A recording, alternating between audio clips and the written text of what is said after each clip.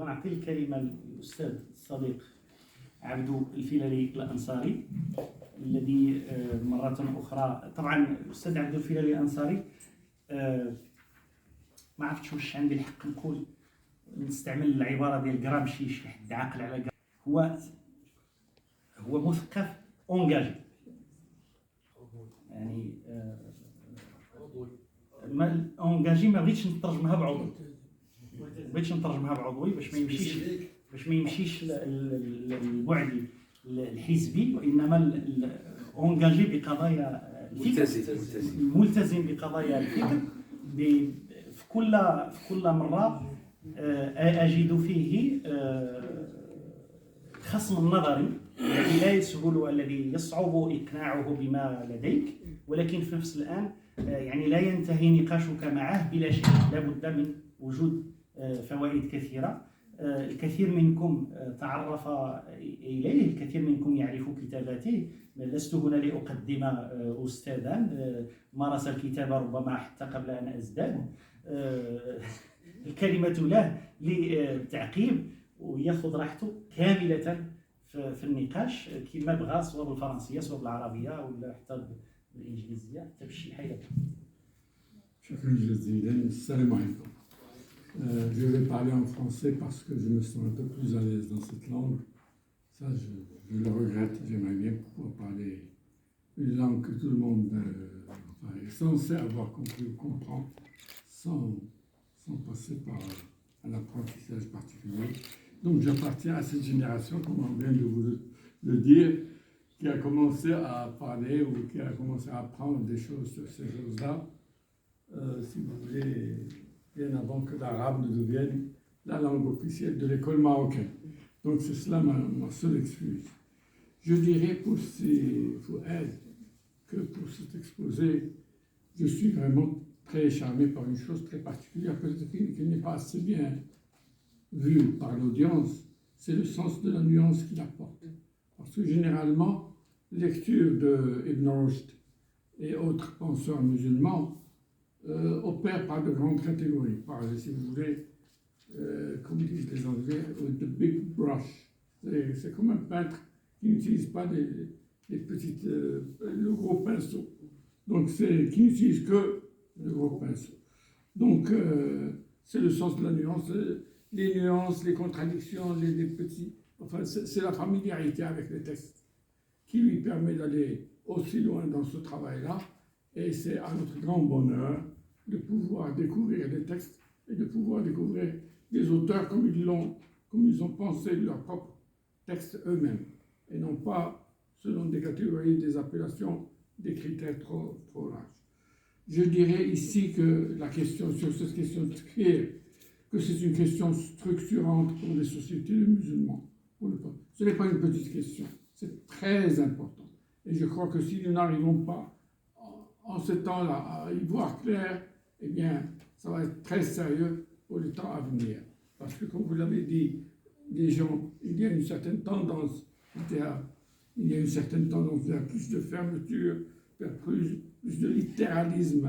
Il y a un ouvrage qui parle du littéralisme dans les contextes de musulmans, etc. Donc, et là, nous risquons au contraire d'avoir plus de problèmes. Ce que je voudrais vous suggérer ici, très rapidement, c'est, je ne sais pas si vous êtes familier avec l'expression de zoom arrière ou de zoom avant. Ce sont des expressions qu'utilisent les cinéastes, les caméramans, les photographes et certains photographes, soit pour zoomer vers l'avant, c'est-à-dire pour, par exemple, prendre un détail dans ce qu'ils voient devant eux, soit le zoom arrière qui élargit la porte. Moi, je vous inviterai plutôt, et j'inviterai aussi, s'il faut être, lorsqu'il finira la rédaction de son papier, une sorte de zoom arrière. C'est-à-dire essayer de placer les choses dans un cadre encore plus vaste. Et pour cela, nous avons besoin d'aller vers l'histoire, et même vers l'histoire vue d'une certaine manière. Je crois que c'était ici, une fois que j'ai mentionné le nom de David Hume, n'est-ce pas? Non. Ouais. David Hume et son idée de traiter les religions, non pas comme des cadres de pensée en eux-mêmes, mais plutôt de les regarder comme des objets auxquels on applique notre pensée. Non pas de les regarder comme, disons, des systèmes qui nous fournissent des repères ultimes sur chaque chose, qui nous disent la vérité sur chaque chose, mais plutôt de cataloguer les croyances et les attitudes et les rites de chaque religion et de les étudier exactement comme on étudie un objet de la nature. Son livre est très fameux et je crois que David Hume n'est pas assez connu et nous avons besoin, surtout dans nos contextes, de le connaître bien plus. Son livre « Histoire naturelle de la religion », nous devrions dire aujourd'hui des religions, est un livre qui a constitué un tournant très important. Alors, parmi les observations très nombreuses qu'il a formulées dans cet ouvrage, il y en a une qui me paraît mériter la plus grande attention au regard des questions soulevées par Ibn Rushd dans sa réaction à Al-Ghazali. Cette observation, c'est que nous avons l'habitude de considérer le monothéisme comme une sorte de stade supérieur et le polythéisme comme un stade inférieur de la religion. Tout à l'heure, on écoutait une émission sur la BBC. Il y avait quelqu'un qui a dit qu'au début des religions, chaque tribu avait son propre dieu, il y avait plusieurs dieux et personne. Eh bien, c'est une idée de David Hume que c'est le monothéisme qui apporte avec lui l'idée de vérité, qui apporte avec lui aussi l'idée, disons d'opposer ceux qui détiennent la vérité et ceux qui sont dans l'erreur. Mais avant la religion, quand chaque tribu avait sa religion, ils pouvaient sacraliser un arbre ou une pierre ou quoi que ce soit, lui payer leurs hommages, mais sans entrer en guerre avec des voisins ou ceux qui sont plus éloignés et qui adorent une autre pierre ou un autre arbre ou quelque chose comme ça. Et c'est comme ça que ça se passait. Mais c'est le moment où le monothéisme est apparu, alors là, la violence a commencé au nom de la religion. Pourquoi? Parce que le monothéisme vous dit qu'il y a un seul Dieu et que ce Dieu est la vérité totale et que c'est la vérité ultime et qu'on ne peut plus, disons. Et c'est pour cela que dans les contextes musulmans, il y a eu aussi ce hadith, si vous voulez, on a parlé, je ne sais pas si tu l'as évoqué cette fois-ci, la tujmi'u ummati ala dhalal. Ça, c'est le hadith qui fonde l'idée de l'ijma'. Mais il y a un autre hadith qui a travaillé les musulmans beaucoup plus tout au long de leur histoire et qui peut-être les travaille encore jusqu'à aujourd'hui. L'idée que, enfin, je vais le dire à peu près, ummati ila 73 فرقة هذا الحديث عن الفرق كلها في النار إلا واحدة. يعني 73 المسلمين يتفرقوا على 73 ديال الفرق كل شيء يمشي إلا واحدة. Alors quelle est cette? Personne ne sait. Alors depuis, il y a eu plusieurs tentatives de cataloguer. D'abord ces 73 sectes musulmanes. Alors pour arriver au chiffre 73, ça n'a pas été facile, croyez-moi, puisque c'était très facile au début de distinguer les 2 ou 3 grandes divisions, Khawarij, Shia, etc. Mais par la suite, ça a été très compliqué jusqu'à pousser certains pour tomber sur le chiffre 73 exactement, à imaginer des petites nuances entre telle pensée de Mu'tazila et telle autre, etc. Donc, cette idée des 73 sectes, toutes vouées à l'enfer sauf une, a beaucoup travaillé. Et il y a un genre de document, de littérature, qui n'a pas été, enfin, qui peut-être n'a pas eu grande signification, ou n'a pas joué un rôle très important dans notre région, mais qui, au contraire, au Proche-Orient, a joué un rôle, les documents qu'on appelait I'lan, al-Wala ou al-Bara. Nous n'avons pas cela, parce que nous sommes tous des sunnites, et nous sommes plus ou moins, je dis tranquilles de ce côté. Mais au Proche-Orient, et parmi les sectes chiites particulièrement, il y a eu ces documents qui étaient écrits par les responsables doctrinaux, la police doctrinale. C'est cela l'idée de police des idées. La police doit s'occuper des idées que les gens obtiennent dans leur tête, se font du monde, etc. Et donc il y avait ces I'lan, الولاء والبراء. البراء يعني تبرع من هذا والولاء هو نمشي مع هذا ونقبل هذا. Excusez-moi de le dire d'une façon aussi grossière, mais c'est cela. C'était énumérer des choses pour lesquelles on déclarait, pour être membre de la communauté, on déclarait les adopter, et énumérer aussi les choses qu'on devait rejeter. Donc, au XXe siècle, si vous voulez, il y a autre chose qui se produit, et c'est quelque chose qui a été remarqué par, enfin au XXe, plus un peu avant, qui a été remarqué par un théologien canadien. Alors, ce théologien est un peu considéré comme un orientaliste, donc on l'a rejeté de côté, souvent pour redire ce qu'il a dit d'une façon claire, mais le redire d'une façon moins claire. C'est ce qu'on voit chez beaucoup de contemporains. C'est Wilfred Cantwell Smith. Alors, il a fait travailler un grand nombre de ses étudiants sur tout simplement les titres des écrits par les musulmans pendant des siècles. Alors, ils ont fait des statistiques et ils sont arrivés à une chose qui pourrait nous étonner aujourd'hui. C'est que les musulmans, dans tous leurs écrits, sont passés d'un stade où ils pensaient, où ils écrivaient, où ils réfléchissaient, où ils publiaient, où ils cherchaient à convaincre sur ce que la divinité est, sur la création, le devoir du croyant, etc. Dieu, et ce qu'il nous demande de respecter comme point. Et puis petit à petit, on les voit passer à autre chose. Dans tous ces écrits, l'intérêt pour eux, comme s'ils devaient oublier Dieu et à quoi ils pensent à la place. Pouvez-vous me dire? L'islam. À l'islam. À l'islam comme système. Parce que pour eux, la religion a cessé d'être une préoccupation vis-à-vis des grandes questions que se pose l'individu. Elle est devenue une sorte de préoccupation avec le système social, le système politique. L'islam, qu'est-ce que l'islam? Qu'est-ce qu'il demande? Qu'est-ce que la charia, etc. Et Fouad nous a bien souligné, comme j'ai dit, les nuances, surtout sur cette question de charia, et j'aime bien les passages bien expliqués sur la charia comme une sorte de médical, de traitement d'un corps, de traitement qui ramène l'équilibre. Ça, ce sont des idées aristotéliciennes qui ramènent l'équilibre à un corps. Un corps humain marche bien quand il a son équilibre, mais dès qu'il est déséquilibré, il ressent une maladie. La charia l'aide à maintenir l'équilibre, à rester en équilibre et donc à rester en bonne santé. Et c'est pour cela que, si vous voulez, Ibn Rushd est plein de nuances. Ces discussions des notions de charia, de tout cela. Évidemment, il reste quelque chose d'autre à faire, ce que nous n'avons pas encore fait, mais que si Fouad a commencé à faire, c'est de dater les différentes versions de chacun des écrits. C'est-à-dire de s'assurer, comme vous l'avez remarqué en passant, qu'il y a les écrits de jeunesse sont des écrits de jeunesse et que les écrits de maturité sont venus après. Parfois dans le même texte, si vous voulez, le même Fasl al-Maqal, ou je ne sais pas, vous allez trouver quelques petites nuances ou quelques phrases ici ou là à travers les éditions et qui vous montrent que, comme aujourd'hui on l'a dit pour Marx, pour tous les penseurs, les grands penseurs de l'humanité, il y a toujours une évolution qui se fait.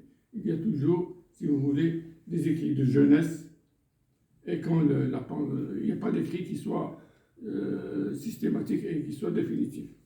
Donc, il y a cette préoccupation, comme je disais, d'adorer l'islam, quelque chose qu'ils appellent islam, mais il ne dit pas lui-même islam. Et qui...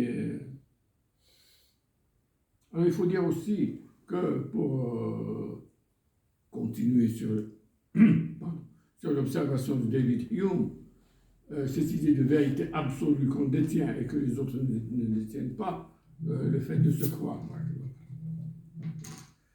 croire, si vous voulez, absolument dans l'absolu, dans le vrai, et l'autre, d'être un membre de la seule secte qui va être sauvée, etc., alors que tous les autres font partie des autres, des 70 et quelques sectes, etc., elle est venue avec le monothéisme bien avant l'islam.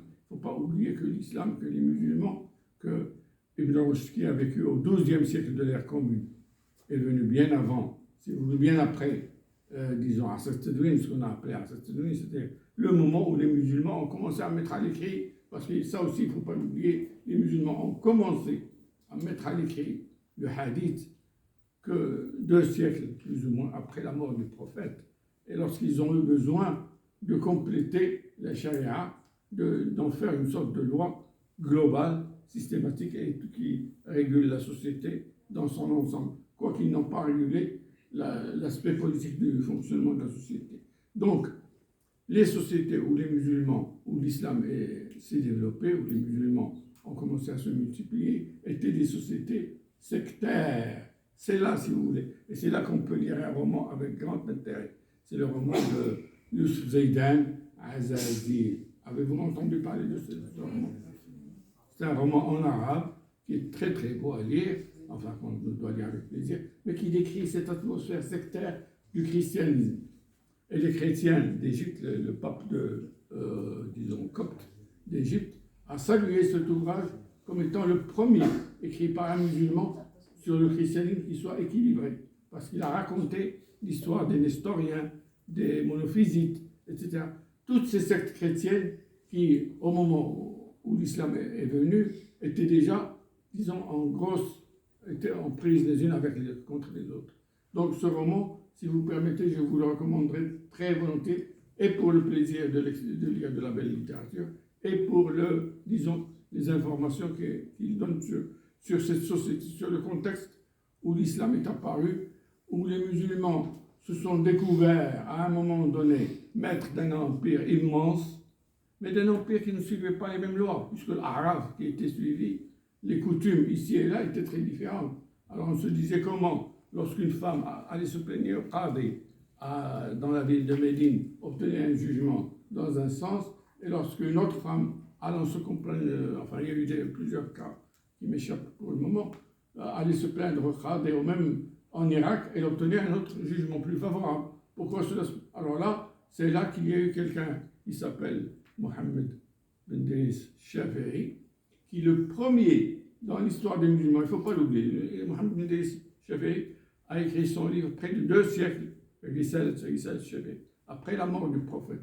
Alors il a écrit cet ouvrage parce que le premier s'est dit, pourquoi est-ce que nous sommes tous des musulmans et que nous n'aboutissons pas au même résultat lorsqu'il s'agit de donner le mot de la charia sur telle ou telle affaire. Il a voulu, c'est lui qui a eu l'idée d'utiliser les termes d'ijma', les 4 fondements de charia, l'ijma', le qiyas, et puis d'utiliser le hadith aussi. Parce que jusque-là, c'était le Coran plus l'arabe al-mahalliya, plus les coutumes locales, point à la ligne.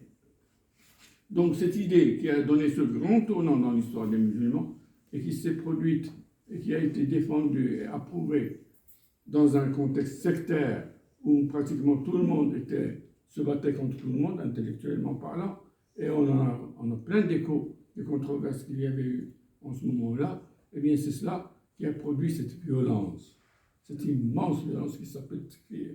Comment peut-on aller attenter à la vie de quelqu'un tout simplement, ou à ses biens, ou à sa famille, ou quoi que ce soit, ou même tout simplement à sa fonction, à son travail, tout simplement parce qu'il diffère d'opinion avec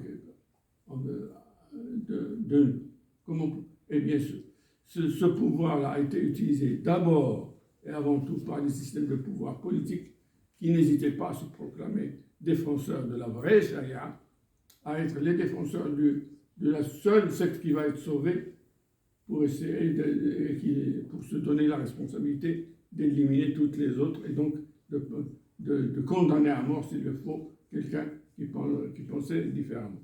Et comme vous le disiez, les condamnations à mort, c'est vrai, elles n'étaient pas toujours exécutées parce qu'il y avait aussi le système de l'hiyal, parce que ce système de loi tel qu'il a été imaginé par Shafi'i avait ses rigidités et il fallait bien contourner certaines.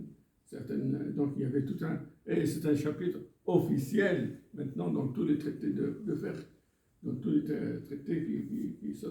Donc la charia, si vous permettez, a été un produit de l'histoire. Et j'ai bien aimé ce que vous aviez dit d'elle, telle qu'elle est conçue par Ibn Rushd, c'est-à-dire comme une sorte de moyen qui permet à la société de rester équilibrée, si et seulement si ces mutakalimoun, ces interprètes, la laissent tranquille. On n'a pas besoin d'aller dans des choses très compliquées, très sophistiquées, dans ces interprétations tellement complexes. Surtout pour le petit peuple a besoin de comprendre des choses essentielles, d'y adhérer, point à la ligne. Et nous n'avons pas besoin d'aller au-delà. Donc si je peux me permettre, c'est ce que... Donc, en gros, c'est le pouvoir politique qui s'est emparé de cette possibilité d'exercer une violence, et parfois une violence extrême vis-à-vis de la société. Et c'est en retour, et c'est là les 2 points de ce zooming, l'un des 2 points de zoom arrière que je suggérais, c'est le fait que comment la charia est devenue une loi sacrée. C'est ça le problème pour les musulmans aujourd'hui. La conscience des processus historiques par lesquels la charia, qui a été produite par certains musulmans, peut-être bien intentionnés, certainement très bien intentionnés, on ne va pas dire autrement, mais qui est devenue, il se trouve que, après Hassan Tedouil, à un moment de l'Abbasiyyin, où il y a eu ces guerres entre les descendants de Harun al-Rashid, entre l'Amin ou le Mamoun et un troisième, il y a eu un moment terrible pour les musulmans, puisque le Mamoun, lorsqu'il a gagné la guerre, a refusé d'entrer dans sa capitale, dans Bagdad. Et Bagdad est devenu le lieu de tous les crimes, de l'anarchie la plus totale à un moment donné, jusqu'à ce que certains hommes de religion viennent déclarer « Ah, nous avons quand même la charia ». Et c'est là, c'est à ce moment-là, c'est un moment dans un processus qui a permis à certains de sacraliser la charia. Alors que la charia, le concept lui-même, dans le Coran, est quelque chose de très différent de de l'usage ultérieur qu'on en fait. Alors que, donc il y a eu cette qu'est-ce que j'allais dire d'autre? Oui, alors, la sacralisation de la charia s'est faite dans des contextes historiques déterminés. Avant, elle n'existait même pas, ou elle existait une forme très légère. Mais après ce moment-là, maintenant, c'est la même évolution qu'a repéré ou qu'a constaté Cantwell Smith, l'idée d'adoration de l'islam au lieu d'adorer Dieu, et qui s'est répandue parmi les musulmans. Donc il y avait ce réflexe. Il y a même quelque chose d'autre qui a été avancé récemment par un penseur turc, Timur Kuran, sur l'awqaf, le système des awqaf. Le système des awqaf, nous savons maintenant ce qu'il est. Il constitue un moyen de bloquer certains biens et de créer une sorte de lien direct entre la propriété et le financement d'une œuvre pieuse, ou bien de réserver ses biens au bénéfice de sa descendance. Eh bien, tout cela aurait créé le moyen le plus sûr de bloquer l'évolution économique dans les sociétés musulmanes, puisque les biens importants étaient soustraits à la violence du pouvoir, parce que quelqu'un, quand on devenait riche, quand on avait des terres, quand on avait des maisons, etc., était toujours la cible du pouvoir. À un moment donné, il fallait même, quand ils étaient proches d'eux, et parce qu'il n'y avait pas de règles vraiment respectées, donc ils étaient une cible du pouvoir. Donc pour cela, beaucoup d'individus ont choisi de bloquer, de sortir ces biens des circuits économiques, ce qui aurait fait, moi je n'ai pas vu tout ça dans le détail, mais il est important d'en tenir compte que, disons, le fait d'extraire cette partie des biens économiques, des circuits normaux d'échange, etc., aurait contribué substantiellement à bloquer le devenir économique des sociétés musulmanes. Je terminerai par une petite chose, une petite remarque de Hodgson qui a dit que si un martien, supposons qu'un homme venant de la planète Mars, était venu au XVIe siècle, pour observer la Terre, qu'est-ce qu'il aurait conclu que l'ensemble de la Terre allait devenir musulmane. Pourquoi? Parce qu'il y avait un ordre cosmopolite, il y avait un ordre, une société, les trois grandes puissances, les empires canoniers de l'époque étaient des puissances musulmanes. À l'ouest, c'était l'Empire ottoman, au centre, c'était l'Empire Khazar, c'était un peu l'Iran et l'Asie centrale, et à l'est, c'était l'Empire des Mourales, à Delhi. C'était le sous-continent. Donc c'était les trois gros empires qui avaient des armées solides et qui avaient des systèmes d'artillerie. Et le système continuait à s'étendre dans le monde. L'islam ne s'est pas, disons, ne s'est pas imposé par la force partout, si vous voulez. Peut-être ça a été le cas ici, mais pas partout. En tout cas, c'était au XVIe siècle. Et pourquoi? Parce qu'à l'époque, il était possible que le monde entier puisse basculer du côté de l'islam et que l'islam devienne un peu, ou qu'il puisse donner lieu à une sorte d'idéologie moderne. Eh bien, justement, à cause de ces problèmes de violence, de non-résolution de problèmes politiques, à cause de ces problèmes, peut-être aussi de blocage économique, on a vu la balance, disons, aller dans l'autre sens assez rapidement, puisqu'en 2 siècles, au XVIIIe siècle, ça en était fini. Les musulmans étaient tous pratiquement subjugués partout dans le monde. Alors je me suis un peu éloigné, mais ce que je voudrais souligner par-dessus tout, c'est, si vous voulez, si vous devez retenir un seul mot, je dirais, le sens de la nuance chez Ibn Rushd. Ibn Rushd apporte beaucoup de nuances dans ce genre de discussion et nous permet en plus, si vous voulez, du sens historique, du placement des choses dans un contexte historique là, il nous permet de diffuser, disons, de montrer tout l'arbitraire que l'on peut attacher à certaines conceptions comme celle de la vérité religieuse. Et je vous remercie. Merci.